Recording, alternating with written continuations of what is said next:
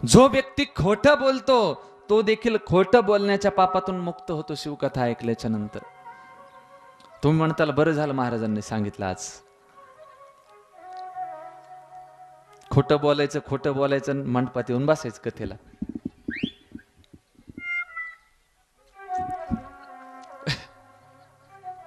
पण एकदा दोनदा ठीक आहे, एक दोन वेळेस माफ करेल आपल्याला ग्रंथ.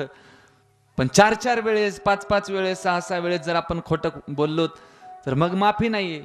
एखाद्या वेळेस गंगा पाप मुक्त करीन आपल्याला. चला बापा, एकदा गेलोत गंगेत, स्नान केलं, गंगा मैया आतापर्यंत झालेले पाप आमचे सगळे घेऊन टाकते. म्हणते काय हरकत नाही बाळा, तुला फ्रेश करून टाकते.